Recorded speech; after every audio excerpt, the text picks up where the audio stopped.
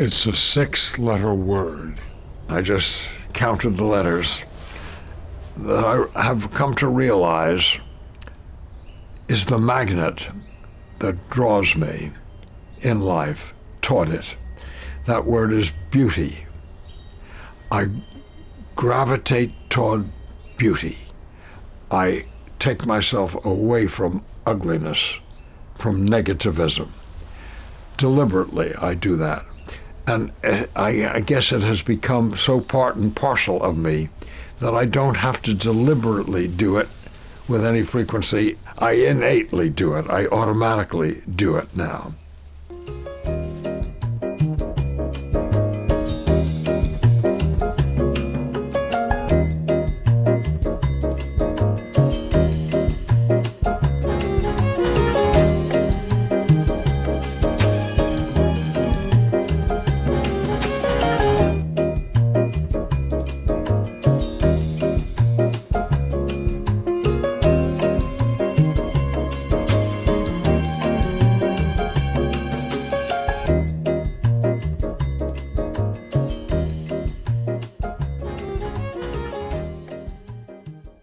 I want to show you a new rose of unusual color. You have to stand up where I am to see it.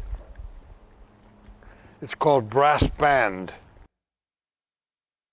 I'll show you something beautiful that's unusual that you hardly ever see. Oh my goodness, what is that? This is a king protea.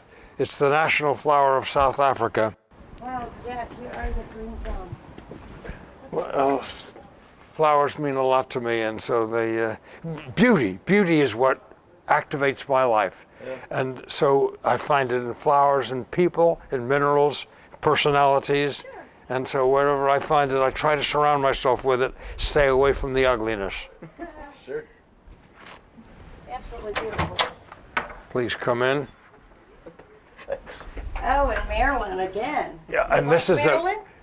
I love Marilyn Monroe because of her special beauty, the innocence that she seems to project, and I like the sound of her voice, that soft voice. And she's been gone since 1962, so that's 72, 82, 90, that's 45 years. She'd be in her 80s now if she were still with us, but she still is with us in many senses of the word. Sure. And these are some orchids that grew, and then I had them out here especially because I knew what you were wearing on top. A lovely array of butterflies from all over the world. And Oliver Wendell Holmes wrote a poem, maybe 100 years or so ago, entitled The Chambered Nautilus, in which he says, we could each take a lesson from this natural formation.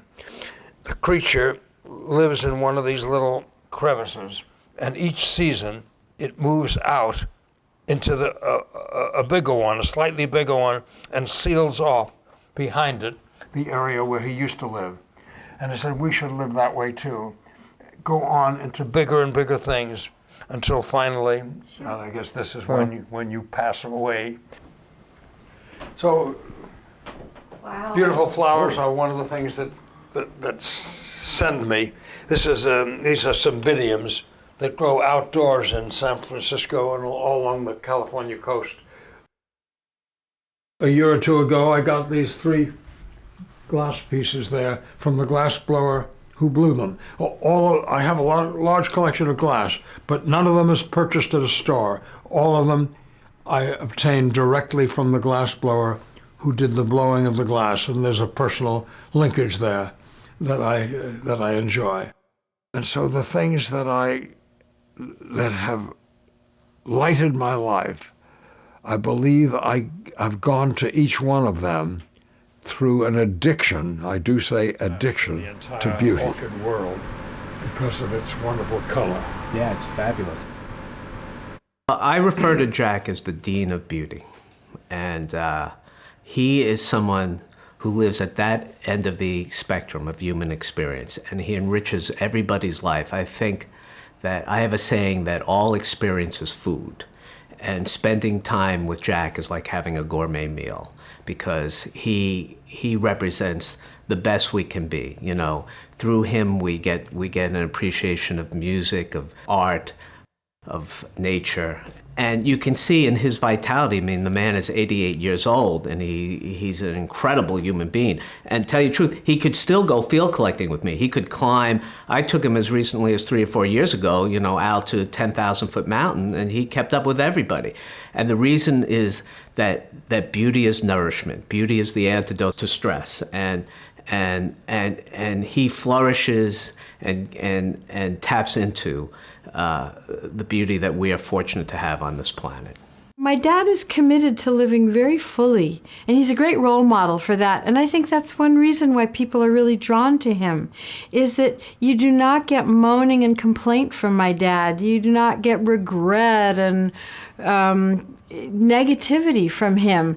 It's not like that being around him the way it is for being around many older people, where their aches and pains are so big, that's what they talk about. My dad could be having a lot of aches and pains, and you would probably never know it because he doesn't focus there. He focuses on how glad he is to see you and how much he wants to show you his stuff. Made this book of flowers. I had no idea he was making it. Wow. And he dedicates it to me. Look at that. Because it was in my garden that he did almost all the photography. Oh, how fabulous. So these are your flowers. I grow a lot of lilies. That's a beautiful lily. That's a gorgeous lily. You grow lilies and roses. I grow a lot of roses. I saw you had birds of paradise. Yeah, that's the one that you liked. The double delight. In the Gorgeous warm, in the warmer weather. Yes. It opens broadly like that. Oh my God. That is just amazing.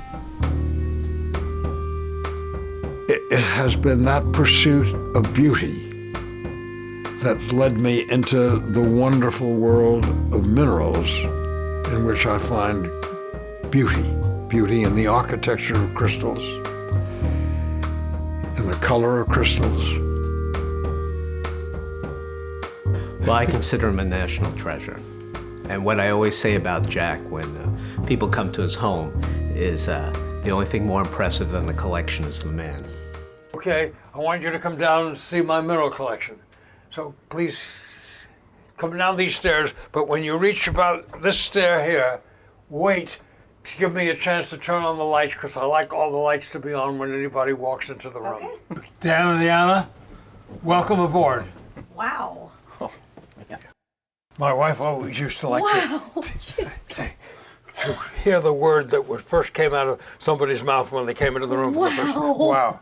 3-letter word. Woo.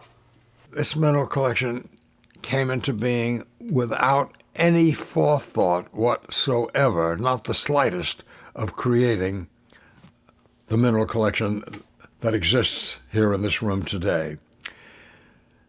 It came because I needed to find a place to put some mineral specimens, and my wife told me, Jack, you have my daughter Jean's bookshelves.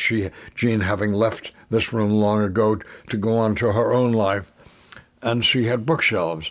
And Leslie, my wife, said you could put your mineral specimens on Jean's bookshelves and have a resting place for them. And so I began to do that with 1 or 2 or 3, which became 10 or 20 or 50 or 100 or a couple of thousand, as it is now, specimens.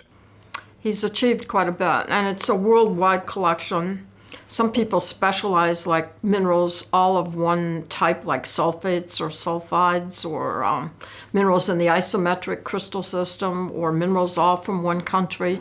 His is worldwide, and it varies large to what's called thumbnail. Some people have asked what element unifies all of the specimens in my collection, because many of them appear to be quite different from one way or another from one another. And I would say that, of course, the thing that accounts for them being on the shelf, on one shelf or another shelf, is the fact that when my eye alighted about that specimen on a dealer's offerings, the light brightened. I saw something attractive. And so the monetary value of the specimen is not at all a major index in attracting me. One of the things that defines him is his tolerance, and that's one of the things that makes him great. Even in his mineral collection, he's unique among top-end mineral collectors for having $10 pieces next to $100,000 pieces or $10,000 pieces. That's very unique. The top collectors come there and they get frustrated with him. They go, Jack, why you have this $15 amethyst geode next to this $10,000 malachite nazarite? They don't get that this is a reflection of his personality, that he has the same tolerance to human beings. You know, he sees the best in everything. He sees the beauty in everything. And he sees the beauty in everybody. So he's a very, very open-hearted person, and he lives in a very, very open-hearted way. So he'll like meet people on the street or at the next table in the restaurant, and then he'll invite them to come home and see his, multi-million-dollar mineral collection. And we don't know who comes in the house. And so certainly as the elder daughter, I have my concerns, and most of his friends really think, many friends who have mineral collections lock them up in the vault. And Daddy's not like that. He wants to see them, and he wants everybody to see them. So he'll bring you in off the street and say, look, I have something fun to show you. Many of us with valuable collections are paranoid. We're so afraid. So not only could his collection be vandalized, it could be stolen, or he could be hurt. I'm not afraid of being ripped off. I want people to see the collection. I want people to see the individual specimens, to see the magic of nature that has produced the miracle of those crystals.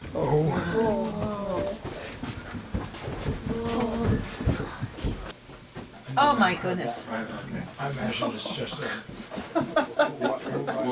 Oh. Whoa. Whoa. Oh my God. Whoa. Oh my God.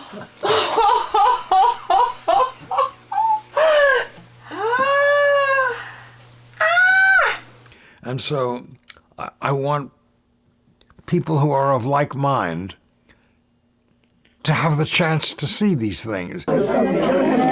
You give me by turning out the way you did, you give me a lift. He's just totally watched over by great angels because he's never had a bad thing happen to him in relation to his open-heartedness and his friendships. People just respond in kind and are appropriately ooh and ah and make friends with him, and then he has another friend to add to his address book, which is quite full. Bad does not happen to me, or if it happens, it quickly is eliminated. I think he's had some major transformation in his life. I think having stomach cancer, when maybe he was around 50, he would know just how old it was, where he really faced mortality. Maybe that was a part of it. And several years later, he had a brain aneurysm, which put him completely out of commission for 6 months, and we were very lucky to get him back. And I think maybe having those experiences, although he doesn't really talk about it like that, but maybe having those experiences helped him wake up to more what was really important, which I think for him is love and beauty. In 1982, I was diagnosed with stomach cancer. And I took a book out on cancer, and I immediately turned to the chapter on stomach cancer. And I can remember the opening sentence. The good news, it said, is that this disease is becoming less common in the United States than it used to be.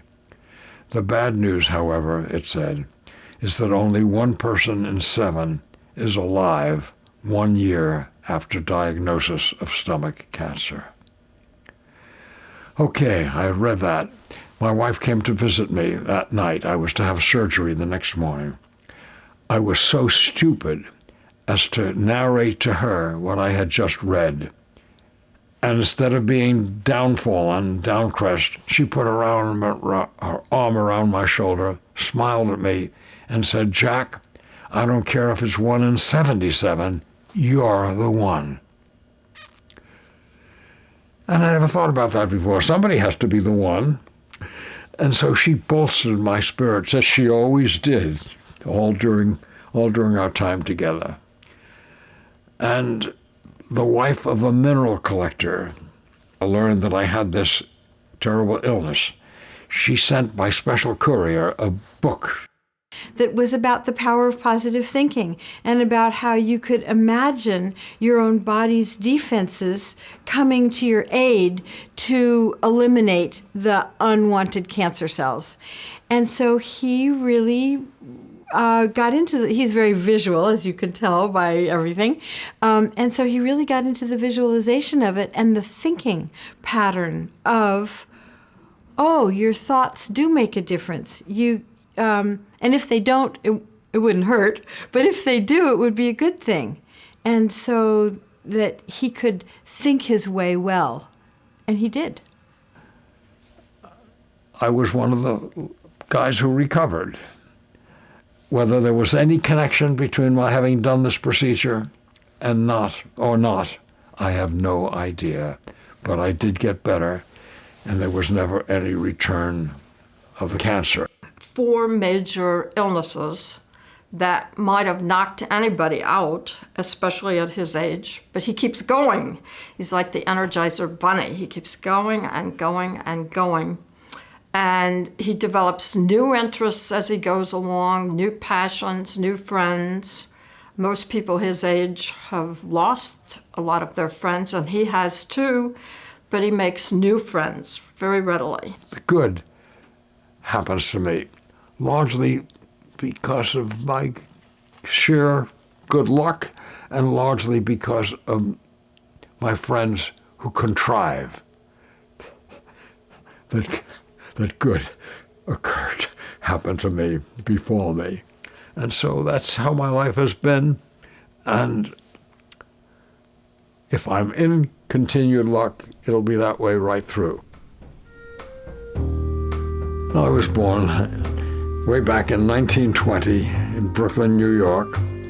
I grew up in a Jewish home, where the high holidays were observed. A very, very loving mother who showered love, dedication, affection on me, so that here I even sob a little bit when I think about all the beauty that she brought into my life, with my constant knowing of her adoration and adulation and affection for me, which stayed throughout our entire lifetime together.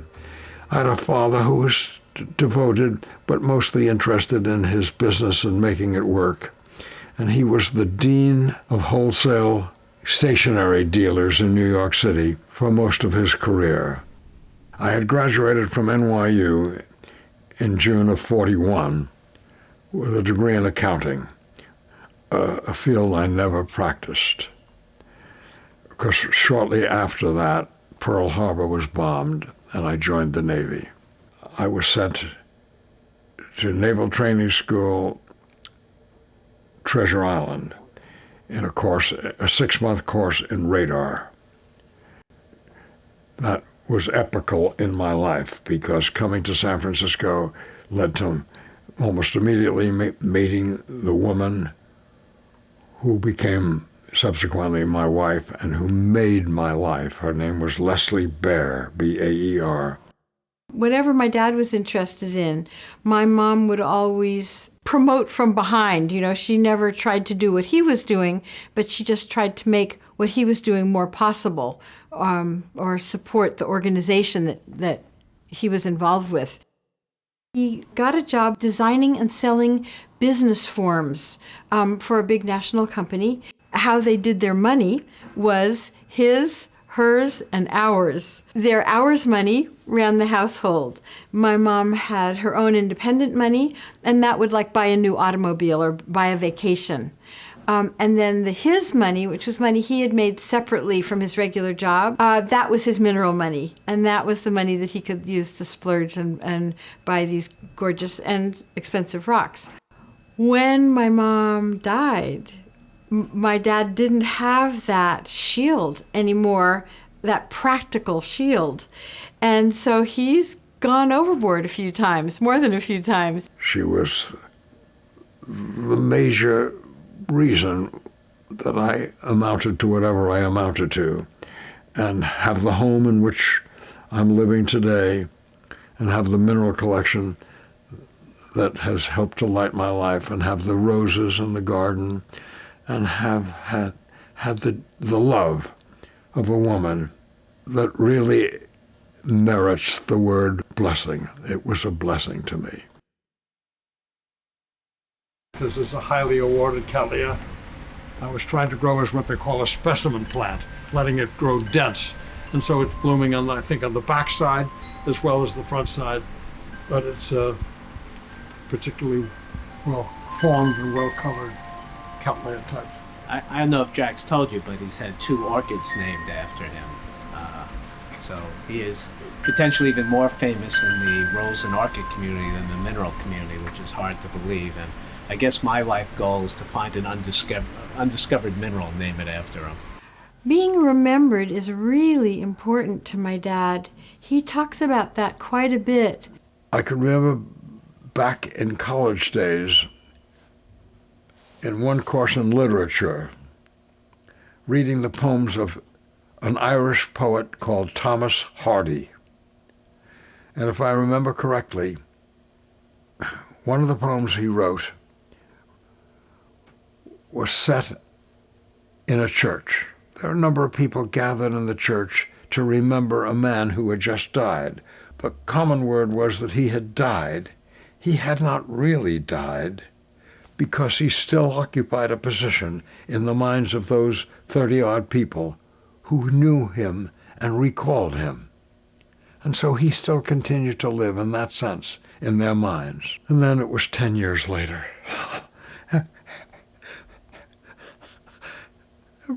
Everybody had died by then who knew him. He was really dead then. There was no knowledge of him in anybody's mind. He was truly gone, forgotten, dead. I think my dad is going to live on for a really long time in the hearts of people who cherish his memory, because he's been good to so many people, and in his own unique way, and he makes people feel good about themselves. He has many, many friends, and he goes all the time. I mean, if you read his book, his day book, it's just filled with his activities. He is cramming as much as he can into life. My wife, Leslie, once told me she read a French philosopher's recipe for the good life. If you had these things going for you, you had quite a bit going for you. 1, something to do. 2, someone to love. And 3, something to which to look forward. Yeah. Of course, you have to have your health to make any of those 3 worthwhile. Sure. But if you have those 4 things, those 3 plus your good health, you have a lot going for you. He sings this song, must have been a song like from the 30s or something, accentuate the positive, eliminate the negative, and something or other about Mr. In Between. I forget that part. Let's do number 34, accentuate the positive. You got to accentuate the positive, Eliminate the negative. latch on to the affirmative, don't mess with Mr. In Between. You got to spread joy up to the maximum, bring gloom down to the minimum, have faith or pandemonium, liable to walk upon the sea. To illustrate his last remark, Jonah in the whale, Noah in the ark. What did they do just when everything looked so dark? Man, they said we better accentuate the positive, eliminate the negative, latch on to the affirmative, don't mess with Mr. In Between. No, do not mess with Mr. In Between. Do you hear me? gather round me, children, if you're willing, and sit tight while I start reviewing the attitude of doing right. You gotta accentuate the positive, eliminate the negative, latch on to the affirmative, don't mess with Mr. In Between.